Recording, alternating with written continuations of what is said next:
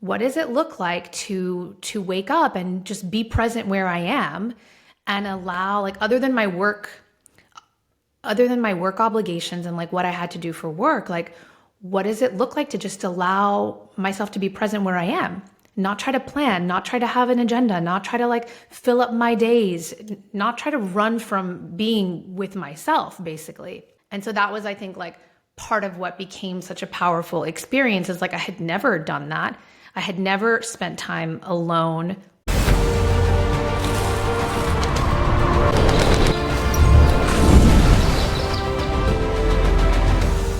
Hi, welcome to the Ronin Mindset. My name is Steve Didier, and this is a podcast that talks to digital nomads, expats, people living outside of the country, particularly outside of the US, Canada, a lot of the European countries. There's a lot of people looking to get out, explore, move abroad for whatever reason. And one thing that I've noticed is that human beings are notoriously resistant to change. And in many of the cases of people that I interview, it takes something extremely negative to spur them to chase their dreams, whether it's a sickness or a death in the family or something along those lines. But today, we have a completely different take on entering the nomadic lifestyle. And my guest today, Marissa Rodriguez, she planned a solo trip in 2021, and it turned into a life-changing move. She planned a vacation to Greece to visit for a friend's birthday, and then simply never left. She applied for a visa and moved permanently to Greece after growing to appreciate the slower, more relaxed pace of life. And now she has the advantage of being 7 to 10 hours ahead of her clients in North America, proving that you don't need to be in the same room or even the same continent to make an impact. So, Marissa Rodriguez, welcome to the show. Thank you for having me. Although I will say there is some truth to what you said originally. I mean, my going to Greece, like the 6 months prior to that, first of all, I was in New York City during COVID. And like that was traumatic and that was crazy. And Yeah, you guys were locked down. yeah, that was really wild. Like people forget the first like 6 weeks, like you would wake up every day and it was like 3,000 dead, 4,000 dead. Like, Central Park was a morgue. It was really and truly like traumatizing. So that is not what spurred the trip to Greece necessarily, of like wanting to have this experience of traveling alone. But maybe after coming out of a pandemic and realizing like I did have this fear of being alone in this pandemic, it did inspire me to be like, you know what, I'm going to go travel solo, something that I had never done in my life, like never in a million years would have ever thought of as a woman going to a foreign country by myself that I didn't really know anybody at or have any of that. So there is some truth to what you said, because I definitely would be remiss if I didn't acknowledge that COVID did have a part in me being like, I can face this fear of solo travel after everything I've just gone through, and maybe really needing that break from New York as Yeah, well. I can see that. That makes sense because, like you said, it was a pretty traumatic event and it changed the world we live in for sure. And I can see where that could kind of spur some desire to get out and live and do something different. That makes a lot of sense. And totally. And it also gave me, I had already been a freelancer, working on my own basically for clients since 2015, but I really thought I had to be in New York, to meet clients and, see them once a week or once a month. As a consultant, you're always worried that like if you don't have FaceTime, they're going to forget you or whatever. But COVID also normalized video calls to such a level that when I went to Greece for 10 days initially and then stayed 101 days, there was no change to my working relationship with any of my clients because they had already normalized like, oh yeah, we see Marissa on video only. And that also gave me a huge confidence, right? To be able to be like, I'm not coming back. I'm gonna Yeah. stay here because we've already proved it's fine. Everyone has normalized this, so I'm not coming back. Yeah. That's awesome. I remember because I used to use Zoom quite a bit before the pandemic. And then on the pandemic, everybody switched to video. They're like, "Oh, hey, have you heard of Zoom?" I'm like, "Yeah." Yes, I have. But oh, that's awesome. So you're in Greece. Where specifically in Greece right now? I am right now in Athens. That is my home base and where I am in the winter and in this, fall. In the summer, I try to be in the Greek islands the entire time, Yeah. literally. Yeah, I can imagine. I can see that. Athens would be amazing too. I'm really a big history buff, and that kind of stuff would just be amazing for me. I've never been to Greece. Oh Full my God, you need to disclaimer, come. I know. Athens is amazing. I mean, people for like number one, there's 5 million people. So it's a very big city. Number two, it's one of the only big cities where there are neighborhoods like New York City that can completely change in terms of look and feel and who's there. It's like, who do you want to be today? You can go to different neighborhoods in Athens and be bougie or be hipster or be, an anarchist or, there's Right. literally like whatever you want, which I think is coming from New York City was important for me. And then I think the biggest thing that people don't realize is 30 minutes from the Acropolis, you have the most beautiful coastline. Like the Athenian Riviera is stunning. Yeah. And it's not that many other major cities that offer you that level of proximity to the sea. And it's like Yeah. a beautiful coastline. It's the longest coastline, I think, in Europe. And people don't realize that. Most people come to Athens, they just see the Acropolis, and then they leave to the islands. And I'm like, no, there's so much to see. It's such a cool city, and there's always something going on.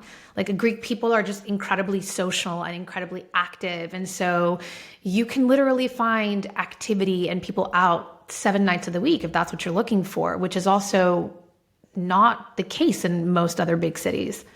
Right. Yeah. How is the level of English there? How do you, so did you learn Greek or are you primarily English? So Greek is challenging. I'm trying to work Yeah, I on would my mindset imagine. here to be like, it's not challenging, but it's challenging. And so Spanish is my first language. English is my second Okay. language, right? So it's not like I don't speak another language, but Greek has a different alphabet. The letters look very similar to our alphabet, but they're like totally different. So, it Hmm. looks like a B, but it's actually a V. It looks like a P, but it's an R. It looks like an H, but it's an I. So there's one level of it, which is like you have to, readjust what you believe that like the character sound is going to be like. And then Right. they have masculine, feminine, and neutral. So there's like a bunch of different, it's challenging. And my other issue is everyone speaks English. So it Well, that's has made it, good. it is good. I do want to learn more of the language. I'm here. I want to, I think it's also like out of respect to them. I want to make that effort, but it's really challenging when everyone just speaks English Yeah. and you get a little lazy about it because everybody speaks English. Oh, yeah, I know. In my first 5 years in Mexico were in Playa del Carmen. Everybody speaks English, and it's so much harder. I developed a brand new respect for people who learn a second language when they're older. When you're younger, that's such a huge advantage. But when you're older, it is really tough because you don't have maybe the neuroplasticity to Mhm. pick it up as easy. And then with me, I was military and my ears got damaged pretty bad. So Spanish is kind of a tonal language, not as bad as Thai or Vietnamese, but it's still tough for me to pick out the tone. Sometimes I don't understand people in English. So I'm not one who can just hang around people speaking Spanish and pick it up. I have to learn it and then I hear it in the Yes. conversation. Yes, I can vouch that is my experience with Greece, is like Greek as well. Like I have been here for 3 years, 3.5 years, and it is not a language that I have been able to just pick up by listening to people talking. I think that learning a new language as an adult requires bandwidth. And it like you have to have like the mental space available to do that. And I don't have that mental space right now. I want to have it in the future. I want to be able to open it up, and I'm doing Duolingo, and it's not like I'm not trying. I am, but I definitely like acknowledge that like I need to be way more regimented about the approach. And I tried for a while. This is going to be so embarrassing to tell you. So I did lessons for a while. Like I had an individual coach, and like we would meet, once a week at a cafe and work on my Greek. And it was the hardest hour of my life.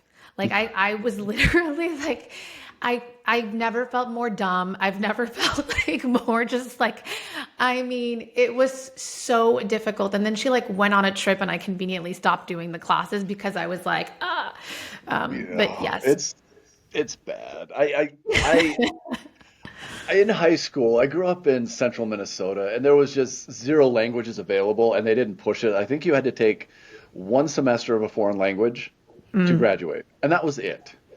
And I'm like, oh, whatever fit in my schedule. Okay, French. I'm never going to use it anyway. And then so I took like a semester of French, and I picked it up really easy. Fast forward, I moved to Mexico. I'm like, well, it's a Latin-based language. If I picked up French, Spanish will be a cakewalk. And like you said, I just felt like, what am I, stupid?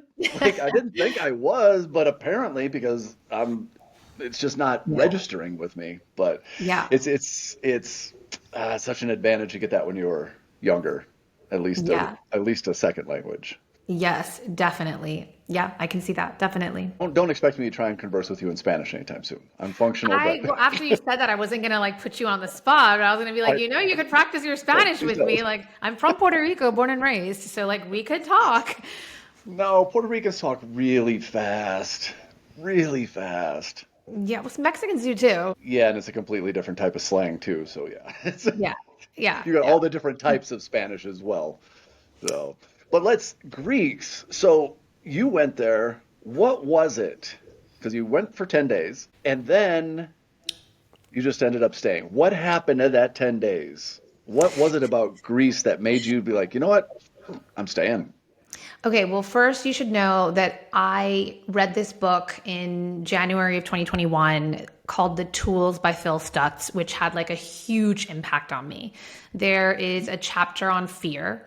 And so the tools is like, why do some people live extraordinary lives and the majority live ordinary? And like, these are the tools of the people that live extraordinary lives. And there was this chapter on fear that I remember so vividly because he gave some examples of like a professional athlete, if they are injured, their career can be over, but they can't play that way.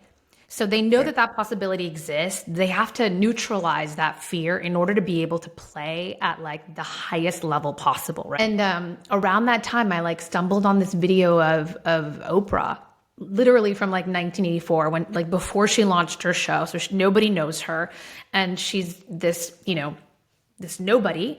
And she's being interviewed by this man who is so cocky. And he just looks at her and he's like, well, what if you fail? What if nobody watches your show? Because like he can't believe that they gave her a show, basically. And she Right. looks at him totally calm. And she's like, well, then I'll do something else because this doesn't define me. Like she had already like faced that fear, right? Yeah. And moved past it. And so I was coming out of COVID, coming out of, terrible like COVID relationship and terrible, judgment call in terms of everything. And I was like, okay, if I have an issue of fear of being alone, and I'm not talking about being alone, like not having a significant other or like, not being married or having a boyfriend, but I mean like the real fear of like your family's not there, your network's not there, you are alone in this world, which is so much of the experience that I felt during COVID. How do you run towards that? How do you embrace that? And so I started, this is going to sound crazy, but I started like visualizing and manifesting the possibility of like, what would life look like? A world where I never marry, I don't have kids, I'm not near family and friends, but I'm more alive and happier than ever. Like, can that even be possible, right? What would Right. that look like? And one of the things that kept coming up for me was travel and feeling like I was expanding and learning. And, the more I was sitting with it, the more I was like, okay, there's something to this. There's something about like putting myself in an environment, in a situation where I feel like I am growing as a person. And so this was some of the work that I was doing when I get invited to a birthday party of, people that I don't really know that well, that were going to Mykonos in Greece. And I like took it as a sign. I was like, wow, Greece is a place I've never been to. Greece was always a place that I thought like I would go to when I was in love. So many people I know did their honeymoons there. So it was like one of Right. those places that and now that I know Mykonos and Santorini, I'm like, oh my God, it's not at all what I thought, but I had a story in my mind of Right. what it was. And I was like, I think this is a sign. If I can go by myself to Greece, and I had had a trip planned with like an ex-boyfriend in 2019 that had never happened. And I was like, if I can go to Greece by myself, right? This is me overcoming like the fear. I'm going to go to a place that's associated with love and, has all of this stuff Romance. and Yeah. romance, and I'm going to go be alone. And so that's what I did. I landed in Athens. I did Athens by myself. This whole entire group that was going to this party in Mykonos, like none of them had ever been to Athens. They didn't want to go to Athens. I went to Mykonos and was with them for a little bit. And then I was like, okay, now my journey begins. I have to go somewhere alone. And so I consider that my real journey started when I left the group, because I had figured, okay, I'll go to one island by myself, right? Like that'll be it. I'll go to one island. I'll do maybe my little resort thing alone, and then I'll come back. And that ended up being me going through 10 islands, 10 different Greek islands by myself. And so, yeah, that became like a whole, pilgrimage of sorts, not to be cheesy, but Yeah. the main thing I wanted to work on was, letting go. Like, what does life look like if I am not planning or controlling my daily agenda? What does it look like to wake up and just be present where I am and allow, like, other than my work obligations and like what I had to do for work, like, what does it look like to just allow myself to be present where I am? Not try to plan, not try to have an agenda, not try to like fill up my days, not try to run from being with myself, basically. And so that was, I think, like part of what became such a powerful experience, is like I had never done that. I had never spent time alone in any capacity.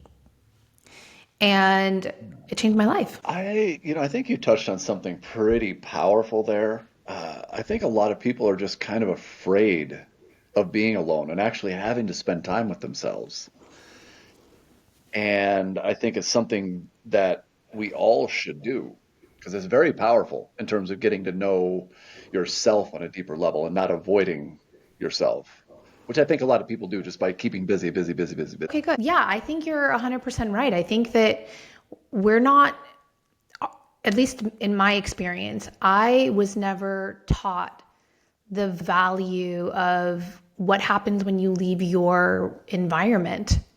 Like, we wake up every day and we see the same people and we do the same things and we have a lot of the same thoughts and we have a lot of the same experiences, and the people around us sort of reaffirm to us who we are and what we're good at and all of this kind of stuff. And when you pull yourself out of that and you put yourself in a place where nobody knows you, then I think A, you discover who you really are.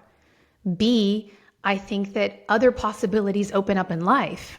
You learn so much about yourself and what actually matters to you, and what inspires you and what excites you and how to have fun with yourself. And my God, if there's one piece of advice that I could give to everybody, it would be, if you have the opportunity to leave the known and dive into the unknown for whatever period of time you can do that, do it.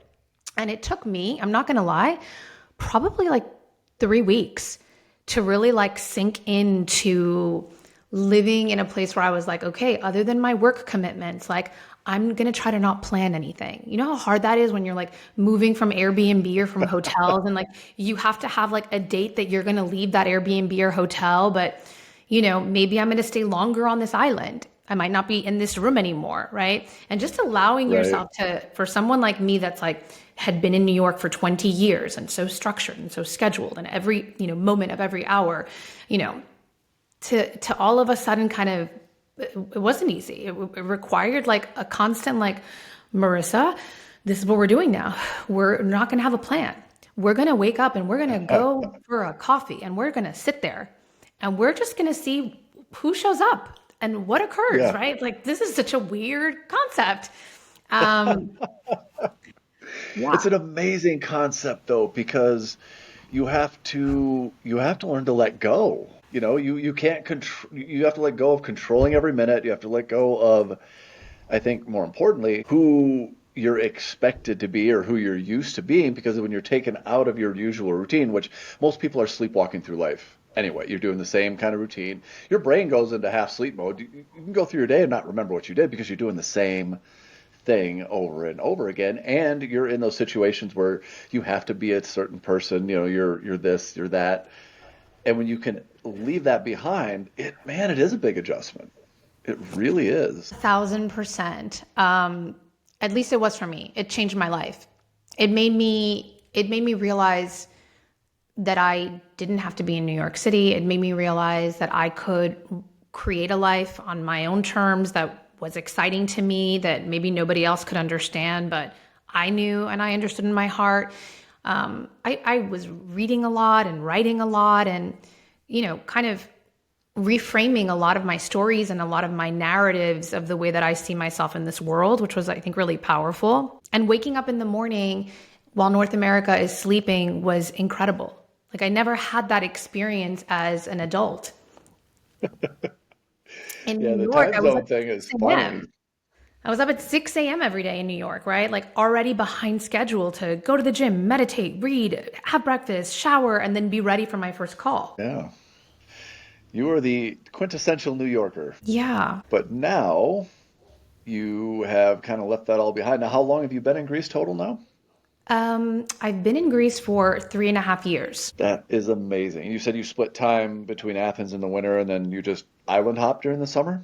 Yeah, I'm trying to get to all the Greek islands. That's a tall order, isn't it? How many islands are there? You said what, 38 islands? Oh, there's 272 islands that are inhabited where there's Oh, people. okay. Yeah, And there's those are the way ones that are more. on your list? Yes, so I'm trying to get to all of them. I've been to 31 so far. Oh, So every year I try to go to a couple of new ones to just, add to my list. Why do I have to go to all 272 islands? I don't know why I decided that I because wanted they're to do there. that.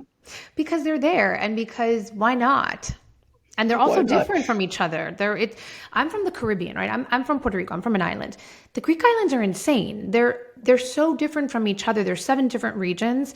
They vary in topography and in landscape and in architecture. They also were inhabited and conquered by different peoples at different moments in time. So they have different influences from each other.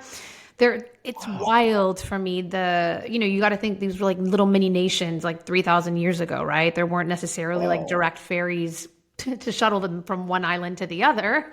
And so they're all so unique. It's really wild. I this is all a learning experience for me because I knew there was a bunch of Greek islands. I didn't know there was that many inhabited islands. That's crazy. Yeah, and different regions. And when I tell you the topography changes, there's one region that is like Hawaii. It's green and lush. And then there's another region of islands that literally a tree does not grow and it's all like barren and rock. And they're both Greek islands. They just are so different from each other. You have islands that were inhabited by the Venetians. So there's like a very, Italian like influence to them. And then you have other islands that were, had a stronger Byzantine influence because that's who was, it's just, they're very different. That's really fascinating. Now, when you make it to all 278 islands, that's going to put you in a pretty exclusive group, I would imagine.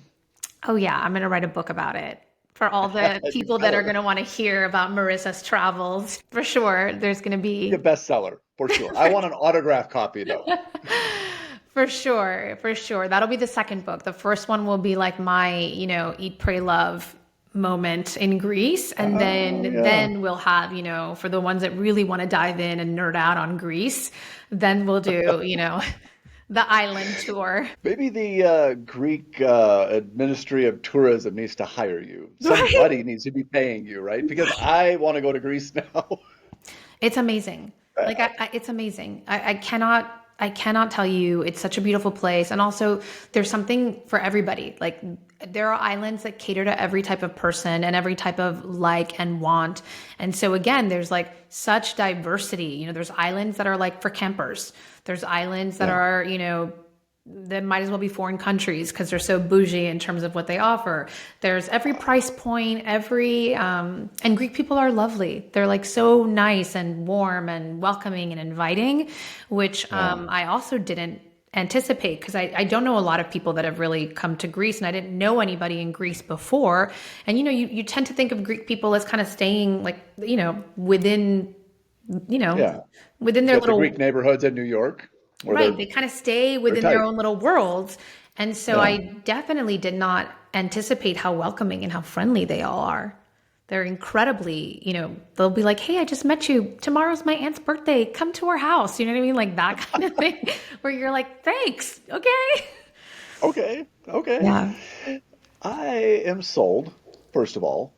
But okay, so what would be the negatives of living there?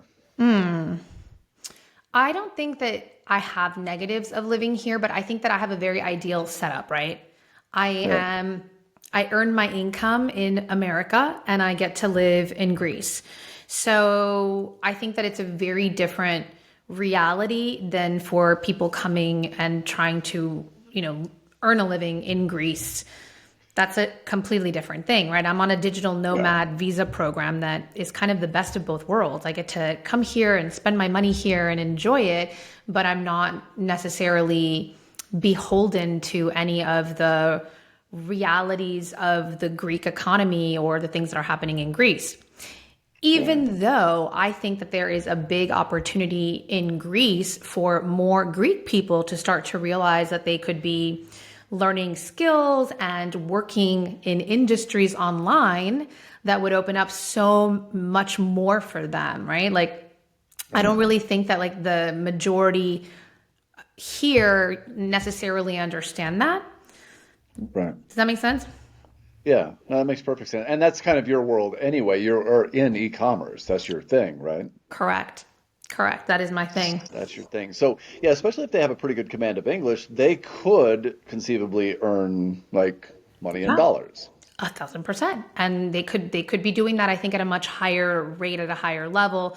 But that sort of mindset hasn't necessarily permeated the average here in Greece. It's not Yeah. like they understand that or they really know that yet. But it will happen. I think like the younger people are waking up to it. And obviously, the more people like me, which there are more and more people like me coming to Greece, the more I think they're realizing like, oh, there's more possibilities in life than what I might Right. realize.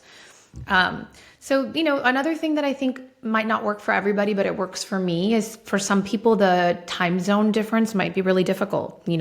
Being 7 to 9 hours ahead of clients might be challenging. It works for me, ironically, because I love now having slow mornings. Right. I want to wake up and drink my coffee and read a book and journal and meditate and have a walk and have a spinach pie, a spanakopita, and like enjoy that kind of like tranquility that like in New York City never occurred.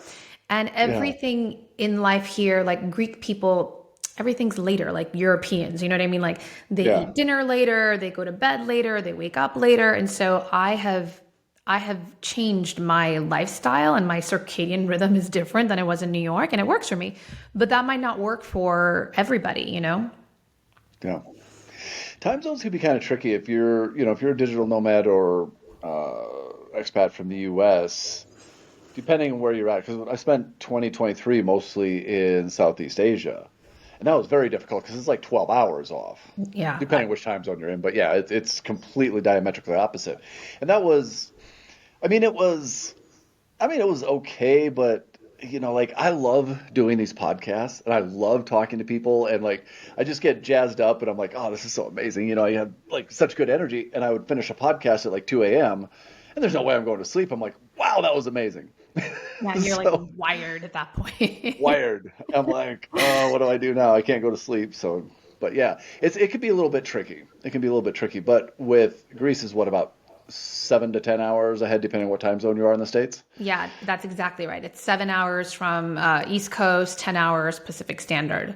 So it Okay. just it just works. Like my hours will be, let's say 4 p.m. Greece time to 9 p.m. Greece time. Like I'll be on video Okay. calls during that time. And in the summer, when I end my calls at 9, Greek people aren't even at restaurants at that time yet. That's like way too early for them. So it's like you shower, you walk out the door at like 10 o'clock and you're just in time for dinner. You know what I mean? That's when like they're culturally all sitting down to eat. So it it works here, because you don't Yeah. feel like you're missing out on things. You're like, oh, I'm right on time, ironically, you know? Weirdly enough, I am right on time. Weirdly enough, like I am on time for a 10 p.m. dinner. Of course, this makes a lot of sense. That would be, I think I could get used to it pretty quick. I tend to be like a very early riser just because, for no other reason than I just like the discipline of it. I get up, I get my workout in early before the day starts. That way, you know how it happens when your day starts. Sometimes it just goes out of control and maybe you don't get your workout in. So I always get up, journal, do my thing, read, hit the gym, and then my day can go wherever it needs to go. But I think I could pretty easily. Naturally speaking, I'm more of a night owl. I get that. I get Yeah, that. so I could probably fall into that lifestyle pretty easily. Yeah, I used to be asleep at 10 p.m. in New York City, just completely like dead from waking up at 6 a.m., like 10 p.m. But yeah, you'd be surprised how like you're able to shift your lifestyle. Yeah, I don't know. It works for me. Would you say that your quality of life is quite a bit better now than it was when you were living in New York? And I think that there's things that I appreciate about Greece, and there's definitely things that I miss about being stateside. So, I think that Greece has reframed my like when I was in New York from 18 to 38 years old, so like my formative years. So I think I normalized a lot of things that are normal in New York but are abnormal everywhere else in terms of like the yeah, cost of living, or like how much you should be spending on dinners, or right. like everything in New York is just so expensive. And I think Yeah. it took me a minute coming here to be like, oh my God, like, is this really possible? And when I go back to New York now, because I'll go once a year and spend time there, I'm like, oh my God, did I just spend $9 on a latte? I'll be like, oh my God, did I just spend $65 on a taxi ride? That like little things like that I don't think I like blinked at before. Now I'm much more aware and much more conscious, because I feel like here I go to amazing restaurants, like the food, and we're eating and we're on the water and the sights and the vistas, and it's like so much less than New York, right? Yeah. I think that the things that, have taken me time to adjust to is like, I don't have Amazon the way that I did in New York. Like I used to just order on Amazon all day, every day. You see something on the internet, you're like, I want it. Here it's like, I have to order from Amazon Germany. There is no Amazon Greece. And like Amazon Germany has a much more limited catalog of things, and it takes a long time to get here, and it's just not as fun. So Yeah. I There's no think, Amazon Prime where it gets there this afternoon. yeah, or this week. Do you know what I mean? Like it's gonna Yeah. take a minute. And so, in New York, everything was just convenient. Like it's just Yeah. everything you need is like there. And like here, it's like a very different mindset. Like, you go to the butcher and you go to a cheese shop. And there is a supermarket, but if you want the highest quality, like you're gonna go to like that didn't exist like that in New York. You know what I mean? Like the cheese shop. Yeah. Like so there's things that are nice on the other side here of like, I'm gonna go to the cheese shop. They only do cheese, and like they specialize in cheese, and like that's nice, right? So, you That would know, be cool. yeah, That would be cool. I think it's different, here things close on Sundays.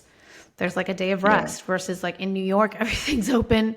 The idea of Yeah. you not being able to go to a store on a Sunday or a pharmacy or a supermarket is like unheard of, right? But like here, Yeah. no, people need to rest. And like even the people, that work at the pharmacy or that work at the supermarket need a day of rest. And Yeah. so, there's little things like that you sort of, I think, acclimate to. Yeah. Yeah. In the great scheme of things, it's not that big of an adjustment. But yeah, I do know exactly what you're talking about. Would you say the cost of living there, obviously compared to New York, is cheap, but would you say that compared to the US as a whole, especially as things have gotten super expensive Yeah. over the last couple of Yes. years, it's quite Yes. a bit cheaper? Oh my God, a lot cheaper. A lot cheaper. And, I'm probably going to some of the most expensive places in Greece. But like I said to you, you have every single price point. I think that the average Greek is earning like €1,000 a month. Mm. So yes, it is a lot less expensive than America across the board. That's one thing I loved about Southeast Asia. It was so cheap. I remember I was in Ho Chi Minh City and I went to the tallest building in Vietnam to a steakhouse on the 77th floor with the most incredible views. And every table in the restaurant was located by the window. So you had the view and dinner for two with appetizers and cocktails and a salad and a steak and dessert. With tip was like $66. In New York, that would have been $660 Yes. without, I mean, without blinking an eye, maybe more, especially at a place like that. And then I go from Southeast Asia, where I was in Thailand and Vietnam and the Philippines, and everything's just so amazingly cheap. And I went back to the US to visit my family. I'm like, what do you mean $50 for a pizza? Yeah. What? And this was in a small town in Minnesota, and I was like, you feel like you feel like you're paying way too much for stuff. Yeah. Yeah. I mean, I wouldn't have understood it before, but I understand it now. Like I Yeah, understand it now. And I have shock, not just in New York City, but I was in Puerto Rico for Christmas, and the prices in Puerto Rico compared to Greece were astronomical. I was like, oh my God, really, like it's expensive. It's amazing how those kind of experiences change your perspective, right? Like I told you, big time. normalize living in New York my whole life as an adult. I normalized what was abnormal. And it took me Yeah, leaving New York and going someplace else and being amongst like regular people, not being in a resort, right? To like actually fully yeah, understand that it's crazy. yeah. And as far as the U.S. is concerned, New York is about the worst, I think, price wise. The things that you normalize there are really insane, even to other places in the U.S. Oh yeah, yeah. New York City is bananas. It's bananas. Yeah, Like it's a whole different world. it is a whole different world. No, for sure. For sure. No, I think that I think the quality of life you get more, I think you get more for your money. I feel Yeah, that I get more for my money in Greece, and I have a greater level of enjoyment, and the quality of what I'm getting is also like richer, right? Like yeah, the vegetables, like the food is just so clean, and there's such pride in like the food system in Europe and in Greece in a way that I didn't really appreciate back home. yeah, Not to knock, back home, because I love America, and I'm definitely not yeah. someone that ever like left the US because I was like, I'm leaving. I Screw you guys, I'm going No, home. but there's No. a lot of people that leave the US that are like, I'm leaving the US. Like I never set out to move to Greece. I, fell in love with it and like discovered it by accident, but it was not like I was intentionally like, I have to get out of New York City. I thought I would be in New York City forever. So, that's not my story. Yeah. A lot of people are like that. Oh, I just have to get out of the house. That wasn't me either. I just wanted adventure. I wanted to see new things. I wanted to immerse myself in different cultures and, just have a different sort of life, than the kind of the same old thing. So, I was never like, screw America. I'm never going back. Although I don't have any plans to go back. It's true. I don't have any plans to leave Greece, but I love America, No, but I don't have any I love plans to leave. America. Yeah, I love being an American, but yeah, it's I don't have any plans to go back either. So the world is such an enormous place, and there's so much to offer. No. It's fascinating for me because I was talking to a friend of mine the other day, and it was kind of an enlightening conversation because he was talking to me, and he's like, he has kids, and he's like, I was looking at my kids, and they're just excited, they're just happy, like, oh, they get to go to the pool. He's like, I haven't felt anything like that. He's like, probably in 20 years. And I was like, you know what? I feel that every time I get on a plane and I'm going someplace I don't know. I get that giddy, like that kid waiting for Christmas morning That and you awe. can't sleep. It's like awe and like wonder. Yeah. The feeling of awe and Yes. wonder of like, wow. Like I've never been to Southeast Asia. So hearing you talk about it, I'm like, wow, I can't wait until the day that I go and I do that and I see that. I Yes. totally, totally get what you're talking about. But that's also isn't that part of the journey, right? And isn't that what all Yeah. like the sages talk about and all like the wise people talk about, that to be able to go through life almost in a childlike state of like of wonder and awe of the little moments, the little things, right? The Yep. incredible cup of coffee that you're having, the beautiful sunset or sunrise that you're looking at, the flower that just smells, or that fresh oregano or fresh basil where you're just like, oh my God, these smells. Like to be Yeah. able to find moments like that in everyday life, which exists. It's just to your point from earlier. So often we're like walking on autopilot in our lives that we don't Yes. even see the little moments of wonder and awe and joy, right? I totally Right. get And we're that. missing out because they're there. Yeah, I They're totally. there, but we're sleepwalking. And I get that every time I go someplace new. Even if I stay in a place for like 2, 3 months, like say I'm in a place like 3 months, it starts to lose that. Again, I start kind of going on autopilot. Oh, I've seen this before. I've walked by this before. And then every time I jump to someplace new, it's just like that kid experience again. And you start noticing the smells. I remember sitting on an island, Koh Tao in South Thailand, at this amazing coffee shop. And it was just white sand and blue waters with those Thai boats, the ones that you see in all the pictures Yeah. with the little ribbons hanging on it. And I was like, the smells and the colors seemed so much more vivid. Everything was just but you could slow down and be present and really absorb everything. You know what you just reminded me of? So I'm going to share two moments with you of like my, journey through Greece, those 101 days. There was one night where I was unable to go with the flow, and I ended up like booking a ferry route, and it ended up being a disaster. Like the universe like smacked me basically, because I booked this ferry route of these three islands, and then there was like no availability where to stay, right? Because I was Mm. like forcing sort of like what I wanted to do. So Yep. I'm in this island. I'm staying at this one hotel that's like in the middle of nowhere. So I wanted to go and see everything. I don't have a car because the cars are sold out, and I am stuck in like this resort on this island, and I'm just like seething. I'm so angry, right? Like this is not why I'm here. Yeah. And I go that night and I sit by myself for dinner, and I'm just like, like eating my dinner, but just like upset, right? And at the end of the dinner, I happened to like look over to the right, and there was the most glorious blood orange moon right next to me that took my breath away, that had been there the entire time. But I was Wow. so, the entire time that I was like, this is not the way that it's supposed to be. This is not the way that it's supposed to be. And I looked to the side and I was like, Marissa, oh my God, like how many moments like this? Like it was the most beautiful moon I have ever seen in my life. And it was big, and it was like, I could almost touch it. It was next to me, you know? And Yeah. it was like, I almost missed that moment of like, of awe, right? Because Right. I was so upset with like with what was, because it wasn't the way that I wanted it to be, that I almost Yeah. missed this beautiful moment, right? And I had a very similar thing happen in that same route where I was like, trying to plan everything and everything went wrong. I needed to take a ferry to like another island. The ferry was like 3 hours delayed. There was like no one to talk to. There's nothing that tells you like, if the ferry's coming or not. I kept like, every time a boat would come out, I would like run out with my like luggage, with my ticket, and they would like swat me away. Not your ferry. And I was Yeah. sitting there and I was like, ugh, so frustrated, right? 3 hours sitting here waiting for this ferry. And it was like almost the exact same situation where like I happened to just like at some point look to the left, and it was the most beautiful sunset I have ever seen. Like the most beautiful sunset.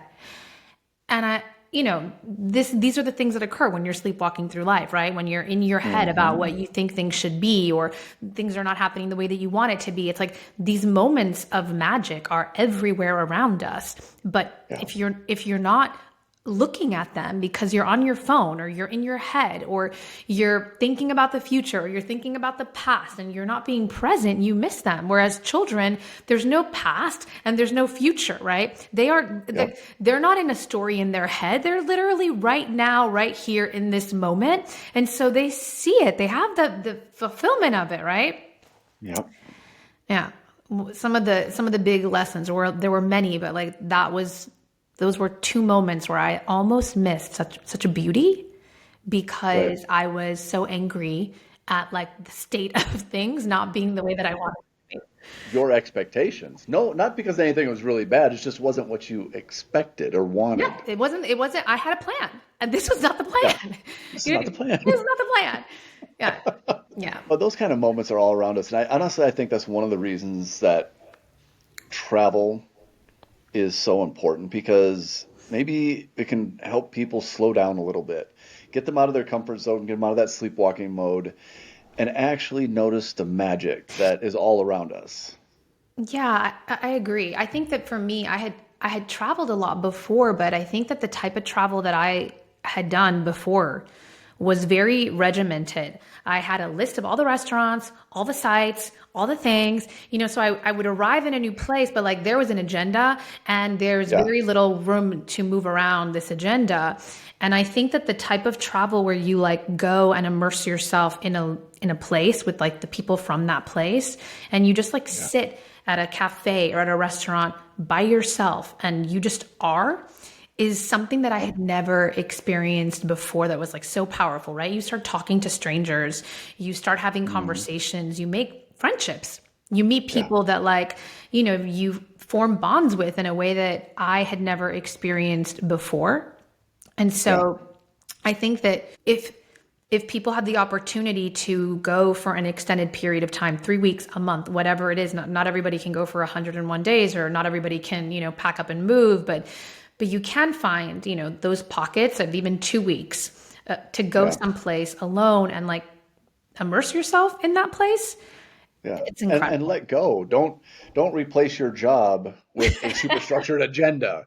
You know what I mean? Like that's just another task list. Guilty. Get rid Yeah. of that. Yes. And yeah, I think that helps, because I've had a lot of those moments too. Even just simply like sitting at a cafe in Cartagena once, it just struck me. I was like, wow, this fruit juice tastes so amazing. This crepe is amazing. I was like, and you just sit there and take it in. And like, okay, I don't have to be anywhere. I'm just going to sit here for as long as I feel like. Oh, it's the best. Wait till you do that on the Greek islands. You're going to love it. You're going to love it because the Greeks know how to do that. The Greeks actually, it's like in their culture, like they know how to relax. They know how to Yeah, enjoy a sunset and a beautiful meal. And, they understand that. yeah, So, so it's a really nice place to do that because it's not weird. yeah, yeah. You're not a complete outsider when you're doing it. Yeah. Well, yeah. Even though I don't think there's a lot of like women solo traveling around the Greek islands, I think that I ended up getting a lot of people talking to me because they were kind of like, who's this woman sitting by herself, Yeah. like at a table? But overall, they understand sort of, you know, enjoying life's little moments, I think, more than other cultures. It's kind of funny because I grew up uh, outside of a very small town in central Minnesota, out on a farm. And we didn't farm for a living. My dad worked in computers, but he also liked to be out in nature and away from people. So he liked his peace. And living out there, I didn't get it as a kid, but now every time I go back, I value it so much because life just kind of stops. And you sit and you enjoy the trees and you watch the deer walk through the yard, or you watch the squirrel on the tree or the woodpecker. It's the sunset and all of those different things because you're almost forced to because there's nothing else to do, Yeah. which is good. And when I was younger, that bugged me. I was like, I want to be doing something. I want to, go, go, go, go. Now, those are some of my favorite times. I just go there and I'm like, air is so fresh. Yeah. It's amazing. So you can understand that. So yeah, I think my mom and dad have gotten that for a long time. But Do when you you get think caught up in the city life and the hustle and the bustle and the go, go, go, go, go, it's easy to lose that. for sure? Like it's 100. I mean, yeah, I think I always, yeah. And I even have some moments now, right? Because so I've been in Greece for 3.5 years, but coming and moving here and having multiple businesses and growing my businesses, there have been times where I'm like, oh my God, I'm in a way back to some of the habits that I had in New York, right? Yeah. And so I sometimes have to catch myself and be like, remember the life that I envision that I really want to create for myself has that slowness to it. I crave it. I want to have, I want space for it. And if days or weeks have gone by and I feel like I'm not honoring that, or I don't have some space, I feel unaligned with myself now. Right.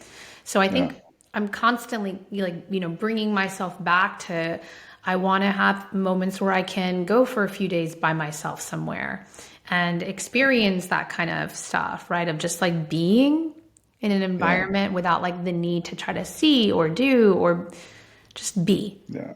And this feels so dreamy, right? Like when you're talking about like, your parents, like there is something so dreamy about just allowing yourself to be where you are without like trying to do anything. And that like, that's enough. There's nothing you have to do. There's nowhere you have to be. There's nothing you have to see. Like this is it right here.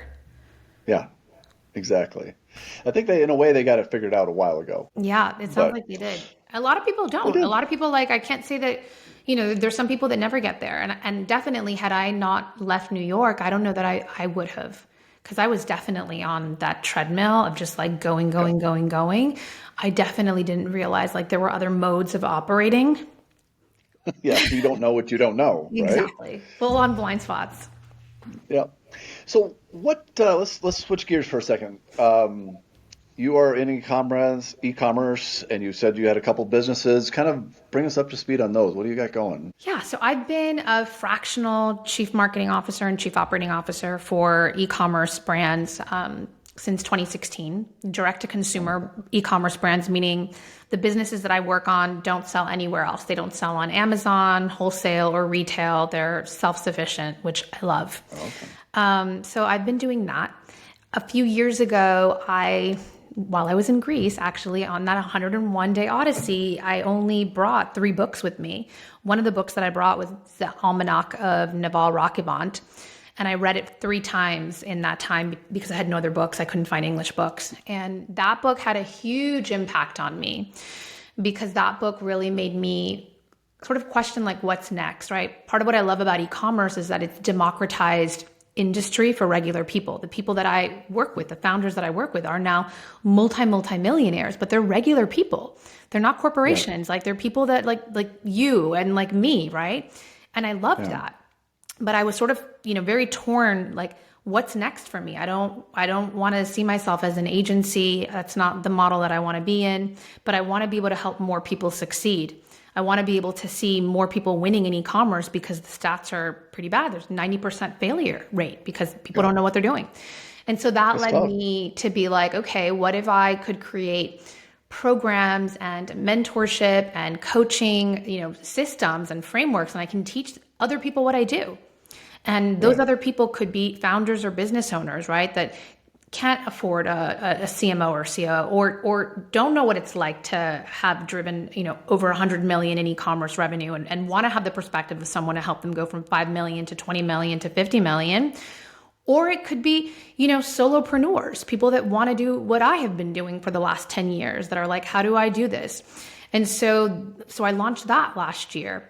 My first, product business myself, right? And like a whole new world of like e-learning is just completely different from e-commerce. And then I also have a business in Puerto Rico that's unrelated to e-commerce that is a family business. A lot of different things going on, but my big thing is e-commerce. And I'm very grateful for this industry because this is the reason I'm able to live in Greece and earn my income in North America. Like it's because I work in an online industry that really does provide location freedom and time freedom and all of these things that are incredible. Like in 2025, like we have opportunities in our lives that no other generation before us has had. Like what I'm doing right now and the way that I'm living my life right now would have been inconceivable 10 years ago, 20 years ago, 30 years ago, right?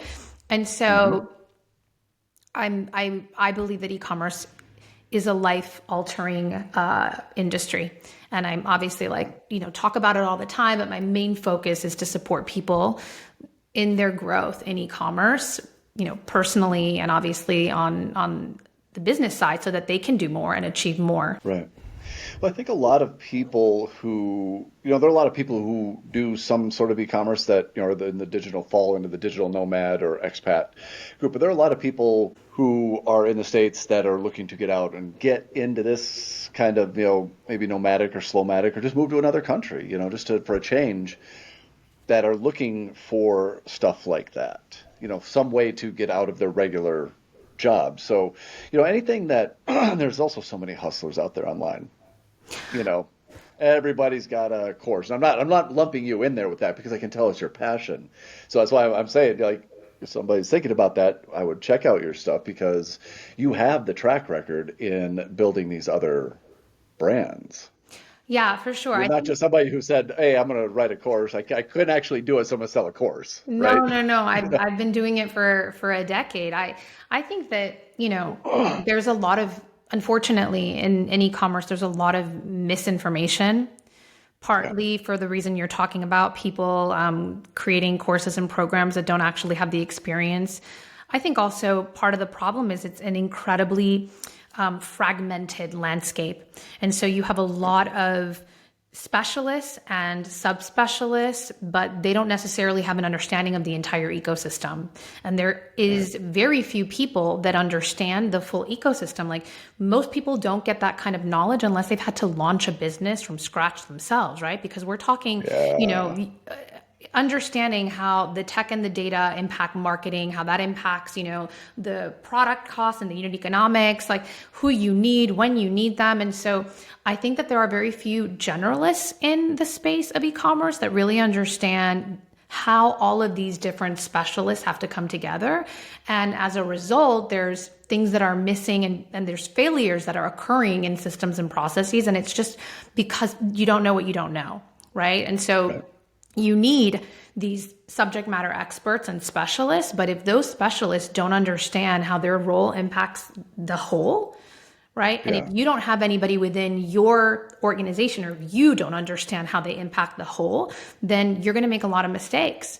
And so I yeah, think that that's one of the things that is really different about me from a lot of other people is, because I've launched from day zero businesses and brands online, I have a very deep understanding of how the whole game works.